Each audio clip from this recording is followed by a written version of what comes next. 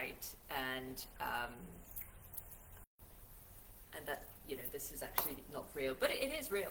I'm currently in a beautiful estate in Finland, just about an hour away from Helsinki, and it's just heaven if you're a nature lover like I am. But I thought this was a great opportunity, because the one thing that I noticed is, so this is the end of June, as we do this live, and the thing that is funny about Finland is that they don't actually have darkness at night during the summer. They have a hell of a lot of darkness during the winter period, but during the summer it actually doesn't get dark. It gets towards that kind of early evening lowish light rather than actually darkness. So I thought, well, let's get the geek out of me, come and talk to you about the pineal gland. So some of you know the pineal gland. The pineal gland is literally a tiny gland that is shaped like a cone, hence this kind of name of pineal gland, comes from pine. And it is literally, so if you think about the middle of your eyebrows, it's straight in there all the way into the middle of your brain. So it is literally the center of both hemispheres. Now, what is quite interesting about this lovely pineal gland is, yes, its shape, of course, but it's also that it is our kind of like the area where we understand the kind of light and dark environments, like what's happening, that communication of lightness and darkness from an actual physical perspective. I'm not talking about the dark times in terms of emotions or anything like that. So what happens is that this beautiful gland is where we create melatonin. So melatonin, if you don't know, is this hormone that is created and kind of tell your body, hey, this is the time to wake up, hey, this is the time to chill, cool down, and because the night is arriving, it's soon going to be time to go to bed. So pineal gland creates this melatonin. Melatonin has kind of like things from the pineal gland and kind of like spread that in our body, right? So there's kind of like a communication in and out from our body and our brain when it comes to being daytime, nighttime, when to wake up, when to go to bed. So obviously, as you can imagine, what happens when you're actually in a position where there is no darkness? What do you do? So before we get there, before we have a practice on how to help the pineal gland understand it's time to rest, it's time to relax, and there's ways that we can do that. There's ways that we can help our body understand that this is that time of the day. But before we do that, I want to talk about the spiritual aspect. As you guys know, for those of you who know me and work with me or have been following me for a while, I like mixing both Western and Eastern, in particular spirituality and Western science. So this exact middle of the eyebrows is potentially what you know as the third eye, right? So in some cultures, the third eye, which we often think is in between our eyebrows, as in like on our face, but no, we're actually talking about the pineal gland. We're talking about this very deep inside, because the way the pineal gland actually receives light and dark is through our eyes. It's the retina, which is behind your eyes, that is giving that communication. And the third eye in some of the cultures, so if you think about the kind of latest modern age yogic philosophy and very modern age, because it's probably quite recent in our days that the chakra system has been kind of introduced, compared to the rest of the philosophy that is years and years and years much older. And so the third eye, that is literally that connection here with our pineal gland. The reason this is connecting is because it is seen as where you have this kind of vision. Where does that, some of them call it the seat of our soul, the seat of our insight. So there is a belief in lots of cultures. I gave the example of the chakra system because that's the one that I know the most of. But in lots of cultures, the pineal gland is not just scientifically purposeful. There's actually a link to spirituality in how we can actually see the future, see the past, and that connection between not just the now with the body, the physical, but what happened before and what happened after. All right, that was a bit about the spirituality. Now, how can we get our body to understand when it's late and we are struggling to feel like we need to go to bed? How can we help our pineal gland to basically create melatonin, and for melatonin to do its beautiful work? Melatonin will, once created, will actually help the circadian rhythm. So it will help that sleep-wake cycle. But if you don't actually create that melatonin, you might struggle with that. And obviously, lack of sleep makes you possibly grumpy or just not so into having enough energy to go through your day the day after, or possibly can get anxiety to be increased. So to avoid that, what are we going to do? Well, you're going to find a comfortable position. Now, for most of the practice, you can do this sitting or you can do this standing, whatever feels comfortable for you. Now, I am loving my background right now. I'm going to just sit because this is awesome. I love it. So I'm going to stay as is. But for you, you do whatever feels best for you. Now, what we're going to want to do is first and foremost, reduce our sympathetic arousal. What does that mean? We work with both sides, right? With our nervous system, there's the sympathetic, what is actually control and kind of like done from the action perspective, and then there's a parasympathetic nervous system, which has a different aspect, which tends to be more on the autonomic kind of way of living, like your heart is beating. Some could say the breath, like some of these things that we do not control. We don't need to think about, hey, my heart needs to beat. Now, for the pineal gland, for melatonin creation, we are in the sympathetic world. Lots to talk about this in more details, but to make it just simple, this is not actually something that is just automatically created. It's not like every day we're just going to be like, suddenly, automatically, the melatonin is going to be created. No, it needs these effects externally, these things happening where we connect with our retina, and then there's the communication. So we need quite a few things happening, not just like an automation on the body, just like doing this, like the heart beating, okay? So the way we're going to reduce the sympathetic arousal, how are we going to do that? Well, we're going to arrive into a practice the same way as you arrive into a yoga class or meditation, breathwork, some of these kind of more embodied kind of practice. So making sure that you're comfortable, what we're going to want to do is getting a nice kind of spinal lengthening. So like there's a little string on top of your head being pulled up, arms each side of the body. If it feels comfortable, just release them down. Or if you're like me sitting, you might want to actually rest the back of your hands on your lap, on your legs. Now you might actually not close your eyes or lower the gaze just yet. You might actually first look at what's around you, get accustomed with the area. Because what we want to tell our body first and foremost, before we get into that melatonin creation, we want the body to feel that it's safe. So looking around you, looking in the room you're in, it might be familiar, it might be completely unfamiliar, it might be on your own, there might be people just in the room around you. So take a moment to notice the walls, the doors, the things inside of the room.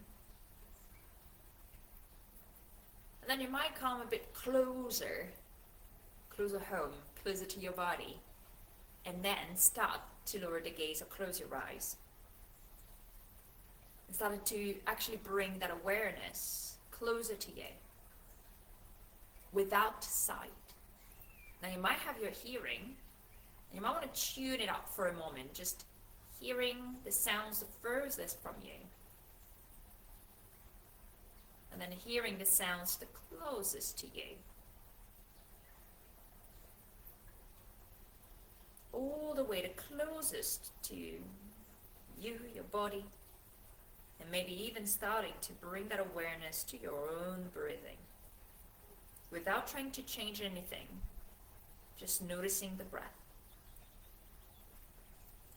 Grounding helps us bring that sympathetic nervous system actions to cool, to calm gently down.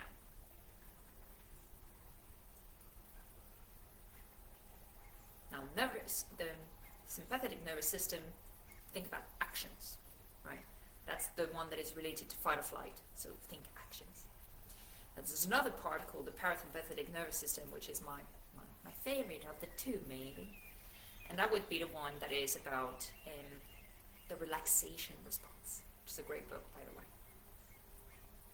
So bring your awareness back into your body. And as we go a little deeper, see if you can stay neutral in the way you talk to yourself, you talk to your body. Whatever you notice, can you actually stay neutral in the words that you choose? Now notice, your mind may bring some sentences that are not so neutral. Can you bring kindness to yourself as you notice that? And then maybe find a more neutral word to use instead. And suggest that kindly.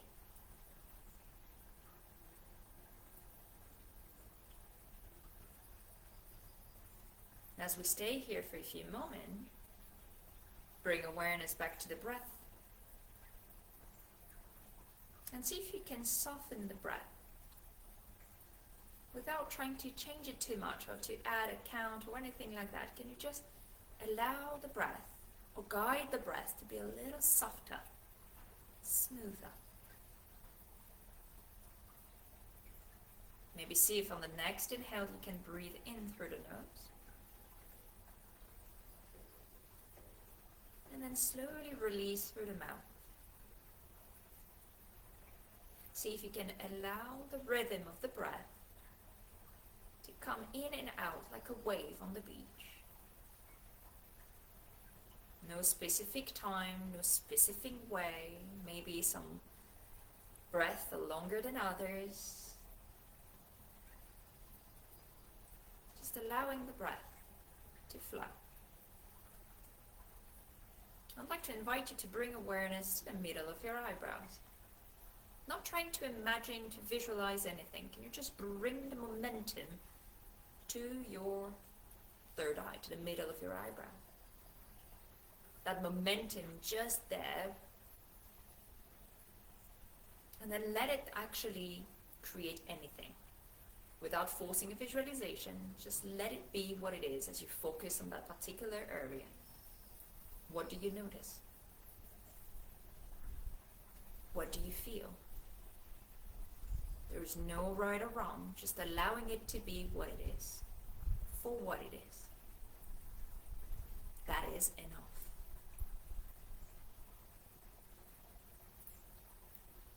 And if you've not closed your eyes yet, see if you can now close your eyes. If you don't feel comfortable closing your eyes, stay into the lowering of the gaze. And notice how your body is already slowed down. Do you feel heavier? Do you feel lighter? Do you feel more energetic? Or a little tired? Could you fall asleep? Now continuing to focus to the middle of the eyebrow.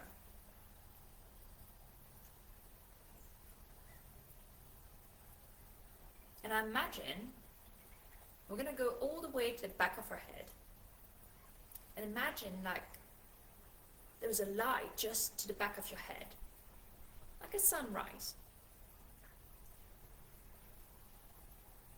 And every time as you inhale, imagine that this beautiful sunrise is moving down just in parallel to your spine, like if it was going through the day, coming towards the middle back, the lower back, being around noon, the peak of the day.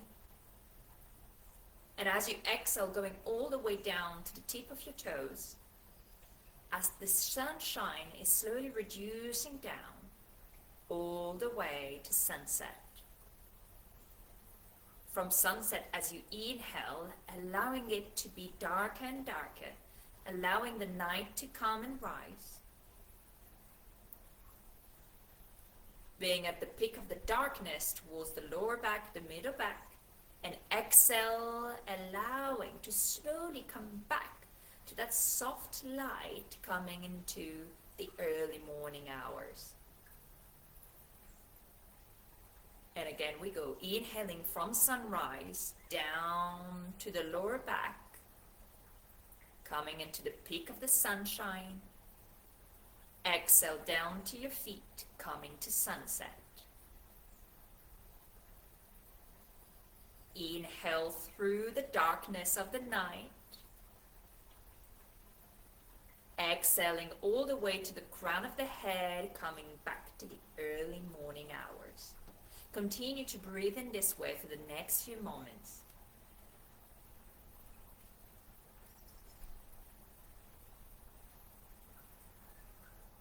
If at any point you lose track of the visualization, just finish the breath and just come back from the early hours, from the sunrise.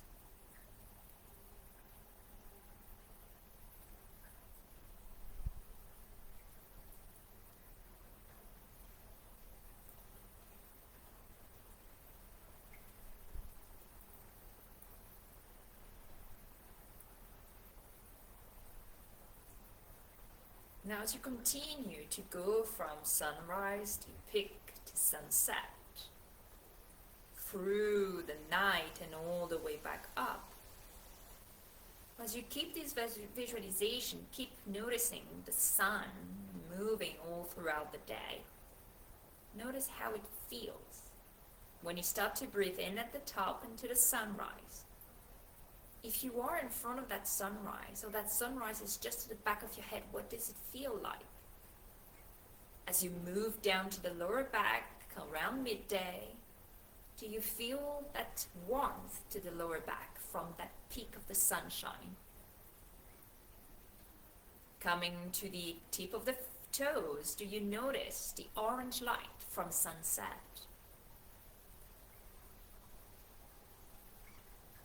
Do you notice any sensations, maybe feeling the temperature on your skin? And as we go all the way up through the darkness, through the night,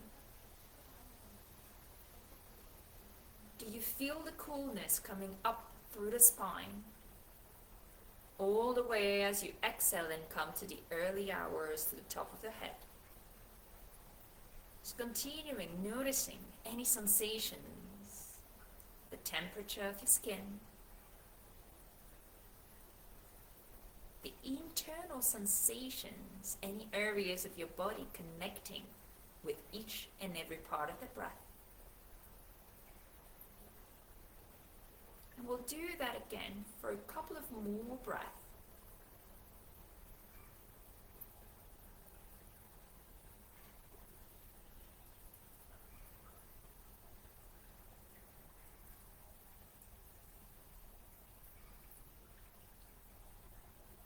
And next time, what I'm going to invite you to do, depending on when you're doing this practice, if you're doing this practice during the day, you might want to stop as you come towards your early hours, when you're back to that initial breathing into the sunrise. If it is the end of the day, you might want to actually breathe in when you're coming to the darkness, when it's actually inhaling through the night. And the reason is because that's what you want to actually work with, your circadian rhythm. So wherever you are, as you do this practice, finishing as you next inhale to that part that works best, that fits best with the time of the day you're doing this practice. Keeping your eyes closed, And then slowly bringing your right ear to the right shoulder. Chin's coming down to chest. Moving gently your head, so that left ear going to the left shoulder. And then back and up. Inhale, bringing your shoulders up to your ears, squeezing, squeezing, holding the breath as you push the shoulders back. And exhale, release them down. Going to do that again. Inhale, shoulders forward and up. Holding the breath as you push back. Exhale, release down. And again, one more, in and up. Gently back. And slowly down. As you keep your gaze still, your eyes still closed, bring your hands together, creating a little momentum, a little warmth between the palms of your hands. No need to go fast. Take your time to feel the warmth building. We're slowly, gently reorienting to our environment. Hence why I told you to really come back to the time of the breath within your sun clock, to where it fits with your day. Now when you're ready, we're going to bring our hands, once they're nice and warm, bringing so that the palms are just in front of your eyes. Taking 3 deep breaths, we're going to sigh it out. So finishing the current breath, taking deep breath in through the nose, and sigh it out. 2 more.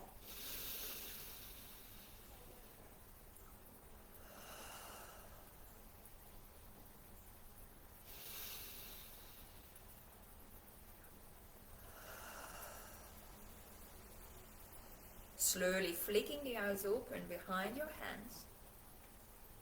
Then allowing gently your hands to peel off, slowly, off your face. And noticing how it feels in your body now. Depending on where you stop, are you feeling ready for the rest of your day? Do you feel rested, like if you had a nap? Do you feel you need a nap? There's no right or wrong answer. Just allowing yourself to feel what happened. Now we connected with our pineal gland. We started to actually get a little more of this melatonin creation. Now you might want to do that for longer. And feel free to take some of these practices and just do them longer, right? Grounding first. So starting and grounding, then bringing that awareness inwards, and feel free to add a little more of maybe the belly breathing, allowing that breath to slow down, and then closing your eyes to really bring the momentum, bring your body to understand it is time to go to the pineal gland. It is time to create more melatonin. It is time to get into the sleep cycle. Now moving from the top down, breathing like we did, allow you to come really where you want it to be and create that momentum around the darkness as your eyes are closed. Pretty much playing your mind, tricking your mind to think that it is time to go to bed. But you decide whether you come back to it from that sunrise, peak, sunset, or even throughout the dark as you breathe top and down. That top and down help with creating the momentum to the pineal gland. Okay, it's the top-down networks. We can talk about that a bit more at a different time. But I hope this is quite helpful. I hope this actually brought curiosity or something different into your practice. Do let me know. I will write a blog post about the pineal gland, so there'll be more. I'll put the link onto this post so that you can actually go and have a look if you're a little bit geeky, a little bit curious, and want to know a bit more about it. But in the meantime, I look forward to seeing you for the July Mindfulness. Any questions, let me know. And if you'd like to work with me directly, we do have our Keep on Shining membership. It's open, and just so you know, I only work with 8 people at a time directly in this way. It's purely because of the quality and the kind of the high end quality level support that is provided there. If you want some information, there are some spaces. So feel free, give me a shout, go onto the website, there's all the information, but feel free to email me, sophie@mindfulwellnesscoaching.com, or you can always DM in any of these platforms as well. All right, I look forward to seeing